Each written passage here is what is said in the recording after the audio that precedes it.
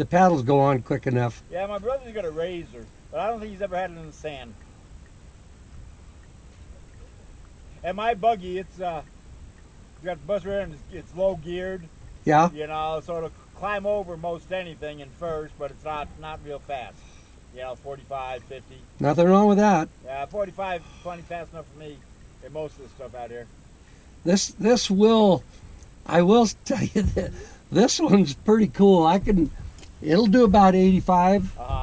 But the cool part is, I can go 70 miles an hour through all this. Right. It's got 24 inches of travel in the back and 20 in the front. Right. And the only thing I get concerned about, because I do this by myself and I go way faster than I should drive, but I've always been concerned what happens if you hit a real deep water wash and it rips the front end right out from under it. Yeah. If you're doing 70 miles an hour on it.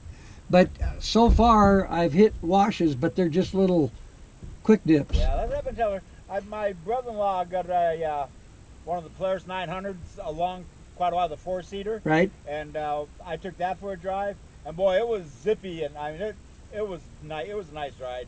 Yeah. Then I keep on telling her, but then I look at the price and what I got and how often I ride it. Hey, if what you got works, that's all you really need. That's it. Yeah, it does good for what we got. Like I say.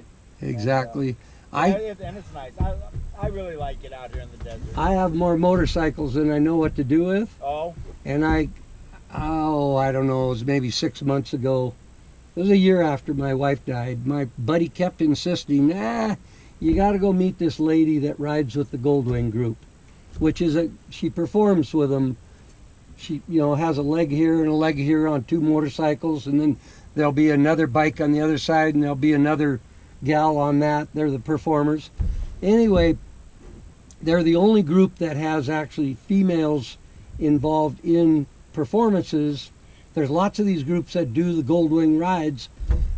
They do a big, huge jump rope, and the bikes go running right after another through the jump rope. It's pretty cool. But anyway, I finally conceded, and I said, yeah, okay. Well, I went up there, I met her. We hopped in my Corvette, went over to Harris and had a lunch, and then drove up to the top of Palomar and had some ice cream. And turned out to be, I mean, if there's another lady in my life, it probably will be her, because everything that I love to do, she loves to do. Oh, that's good. She was in this when I somersaulted. Oh, wow. And I told her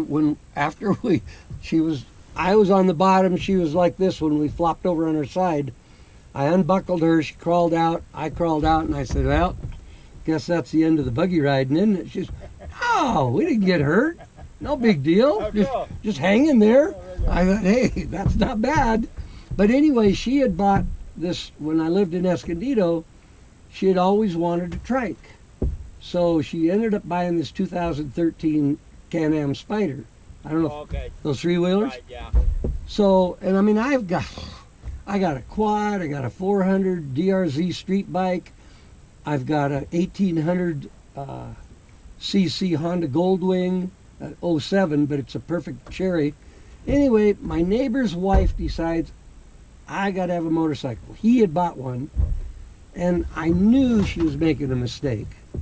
But she got all thrilled because my girlfriend could ride this thing. You don't have to put your feet down with them. They're automatic. So she goes up and spends $28,000 on a brand new 2017 this Can-Am Spyder RTS. And then on top of it, another $1,500 for a 5-year extended warranty. So she had it I moved, and I don't know, she had it for maybe a month and a half, 2 months at the most. And I get a text from Dale, the husband. He says, Tom, you're the only guy I know that can afford it, number one, and might be interested, even though you got a lot of motorcycles, but Sherry doesn't want the Can-Am she's got, so we need to sell it.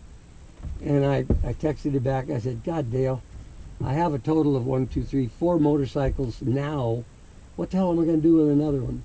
I said, unless the price was so good, I couldn't walk away from it. He says, well, let me see exactly what we paid for it and so on.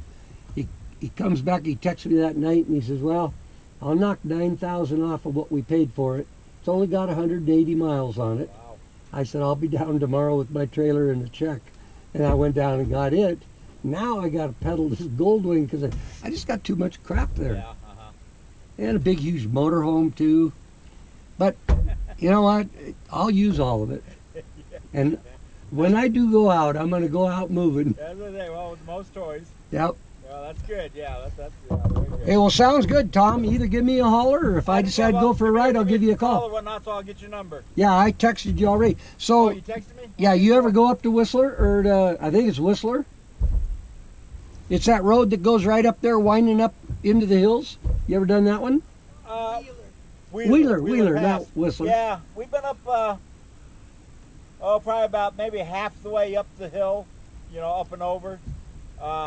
Around the front of the little hill before. I haven't been around the little hill to that main highway off of the Nugget. Yeah. Because the Nugget Road takes you Right. all the way up. Do you get pretty good traction and stuff in the dirt? Oh yeah. Okay. Yeah. Yeah, I've been up and over. She and I went up and over, and we screwed up because we got off the main road and ended up on a dead end. When we were going up where we should have angled right, we kept going, dead ended, come back. There were these guys, and we said, do you know where the road is that goes up over? And they said no, but two guys on motorcycles came by and went right by our camp here, up in the bushes up there, and they haven't come back. Must be there. So I went ahead, and lo and behold, here was a wash. And it was pretty wide, but my God, did it get rocky. I mean, where I was tipped on the side like this. Oh yeah. But we went all the way to the top, and I thought, I don't know what people make such a big deal out of this if you got to run up that goddamn thing. And lo and behold, after we went over the top and went over and explored the other side, came back, we found the road down.